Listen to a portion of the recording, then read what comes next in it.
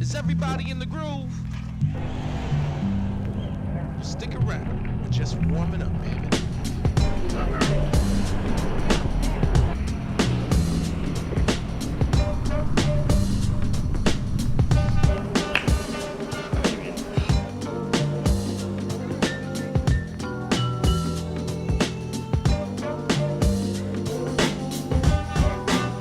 One of the best things about parkour is the acceptance of difference, meaning there is no one correct way to do anything. And the coaches are not like other sports where they will literally break their athletes to try and get the best out of them. Everyone has a different style of moving around, of doing flips, of vaults, and it is accepted by a lot of different people. I take that back, it wasn't third time lucky. But there are three main questions, like what are the parkour styles, how do you find your style, and most importantly, do you actually need a style? Yes. Go, go, go, go, go. There we go.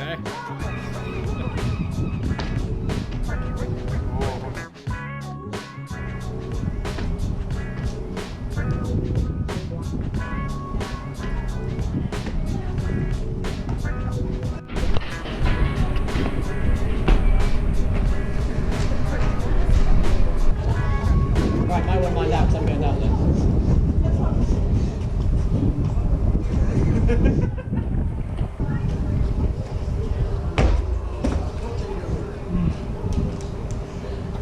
Oh, hurry up! Well, we can sequence it. Use two, just grab me, you'll go over. Okay. Yeah, it's okay. Ready? Ready.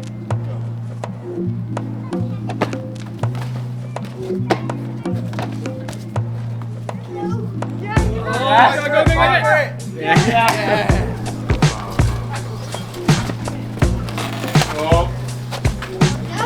Nice save.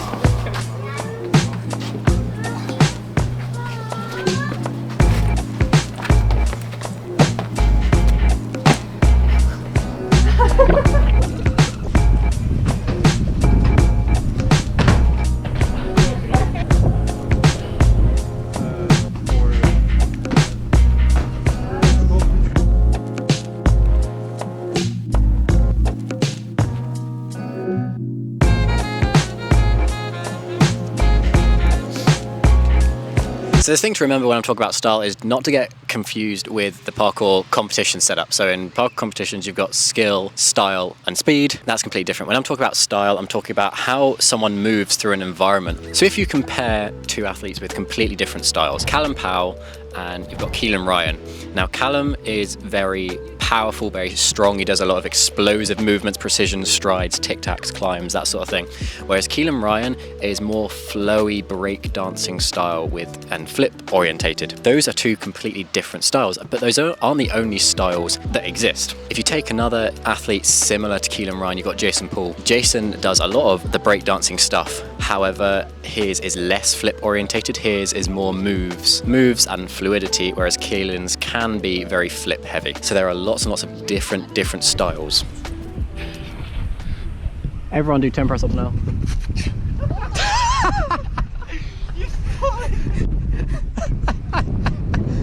Sorry. Oh, it was worth it. You ready for flips? No. But I'm gonna do it anyway. I'll try.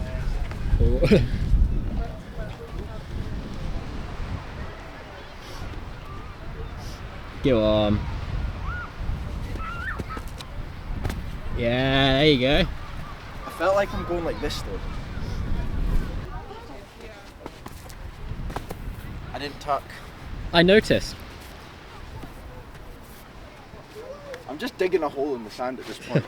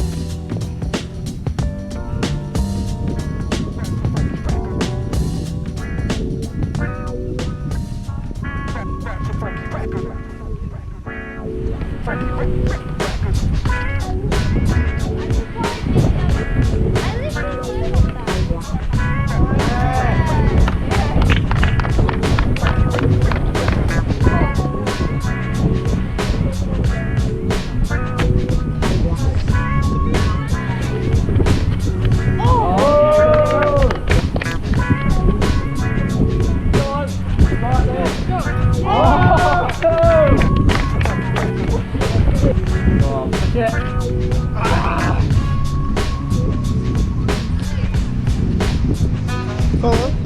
Awesome.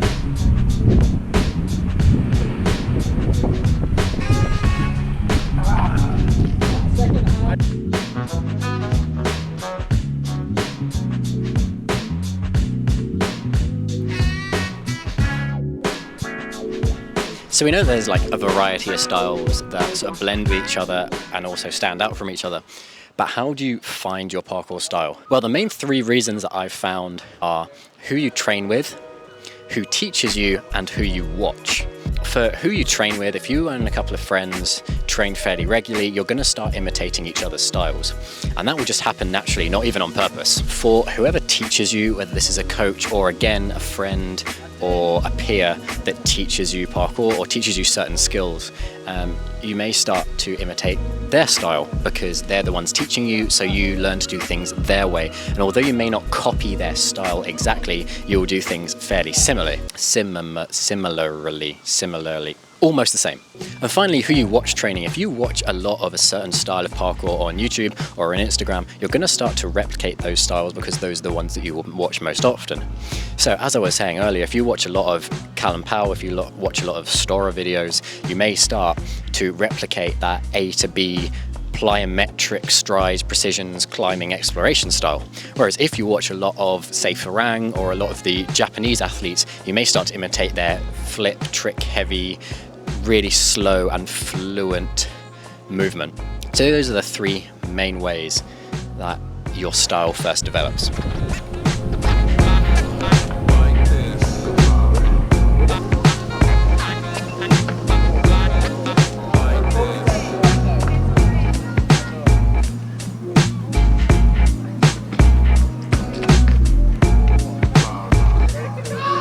Tripod went off. Your camera. What do you do? No, it's Nothing. still recording. Is it? Oh, because the screen's off. Yeah, not this screen. Oh. Wait, what? I'm sorry, I didn't know.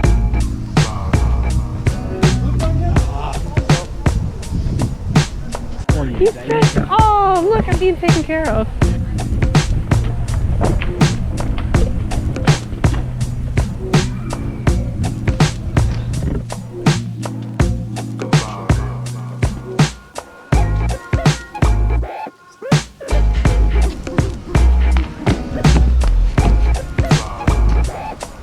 So I've obviously talked about what style is and how you basically come across your style. But yeah, the most important question is, do you actually need a style? Because a lot of people, when they start doing parkour, will try everything. They'll try challenges, they'll try A to B, they'll try flowy, fluent, slower movements, they'll try flips. And a lot of people, they'll start, they'll do all that, and they will stick to that, and they will do lots of different movement. So it's not necessary to find a style that you do all the time, but finding a style you like helps you focus your training. Just because you have a certain style or you're known for doing a certain style doesn't mean you're limited to that. If we go back to the Keelan Ryan example, yes, he does a lot of slow, fluent, flip heavy, break dancing, almost like lines. However, he'll still do a couple of explosive tic-tacs, cat grabs, climb-ups.